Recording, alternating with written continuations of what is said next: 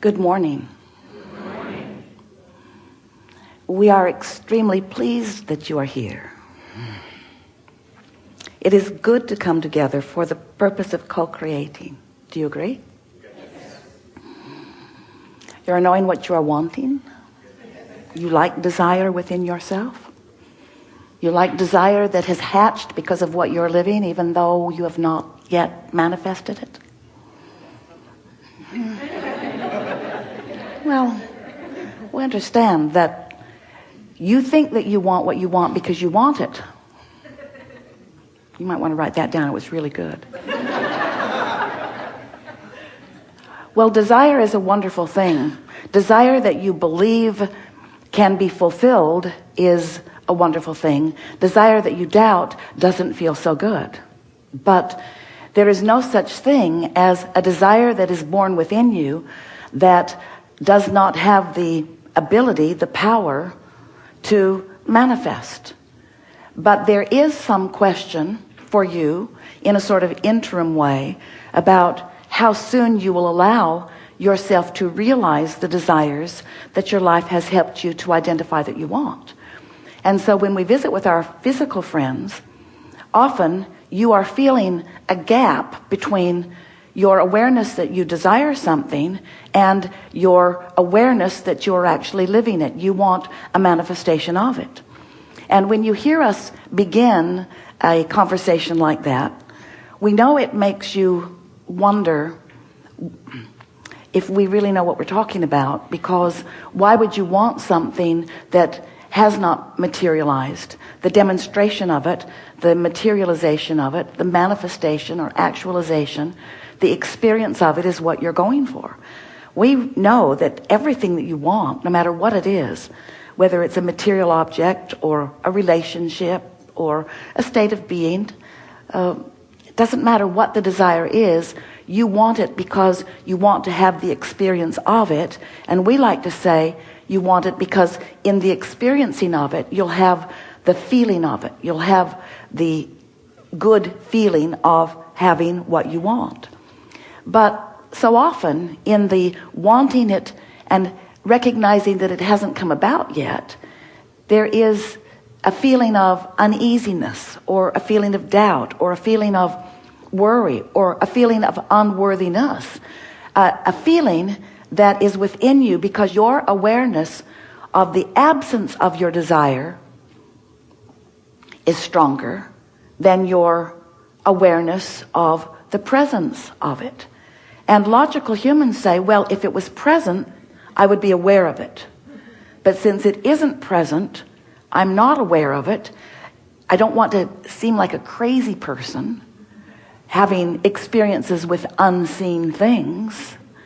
And we say, we want you to maybe give yourself a new definition of what the presence of something is. And then you say, oh, we get it, Abraham. You want us to be weird like you, where you're excited about vibrational things rather than things that are real. And we say, in the beginning, if you can feel the presence of something before it is seeable, hearable, smellable, tasteable, touchable, if you will accept the reality of it before it is fully demonstrated itself, then it will come quickly. But if you continue to hold yourself in this where is it state, why isn't it here state, I've wanted it so long but it hasn't yet come state, you got to shift that vibration within yourself, which means you have to start looking at its vibrational contents or particulars or demonstrations and satisfy yourself with those evidences.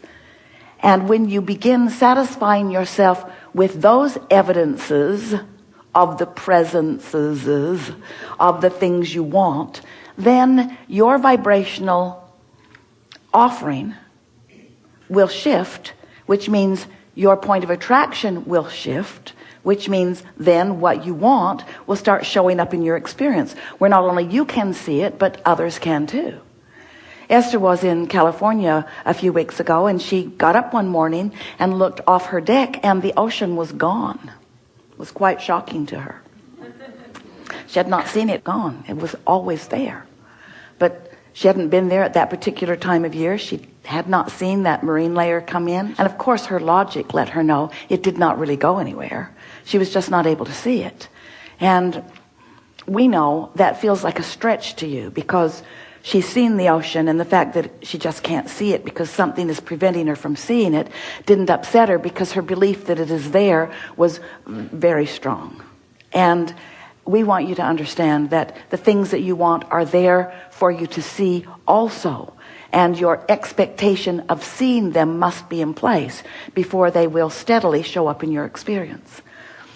Every analogy that we offer is less than perfect in the sense that the reality of what you want is the only thing that will really satisfy you. We know when you want something and it hasn't come yet, us talking to you about other things that you wanted that have come is not a very good feeling for you, because you don't want those other things that have already come. You want those things that you want that haven't yet come. But you have to begin to train yourself into a vibrational expectation. And that takes some looking through different eyes, which is what humans for a long time have maybe meant when they were talking about faith. I understand the laws. I understand who I am. I understand what I've projected vibrationally. And because I understand what I've projected and I understand law of attraction, then it is only logical that it comes. That's a sort of faith that is based upon logic. If you're waiting for something to show up before you believe it, then you're slowing things way down, and you're usually seeing them show up in the experiences of others. And then that causes you to doubt your own worthiness, because you want it and it's not showing up with you because your doubt is stronger than your desire. But then you see it show up with someone else, and so then you come to a flawed premise that they must be righter, they must be more blessed. And we say they're just more in tune with what they want than you are if what you want is not coming. So then you want to say, well, how do I be in tune with what I want? And we say, by no longer being in tune with the absence of it. That really is the answer. By no longer keeping active the vibration of its absence. And so what you're going to begin to notice in a stronger way than ever before in the next few days following the conversation that we have here together today is you're going to catch yourself in the middle of statements that are not serving you. It happens to Esther every day. And she's begun saying, wait, I can say that better. Even if she's with herself only or with someone else. As she makes a statement of something that she's observed that she does not want to remain in her experience. And she'll comment on its existence, and then she realizes her commentary on the presence or the existence of unwanted things just causes her to continue to practice the vibration of the unwanted thing and keep it coming.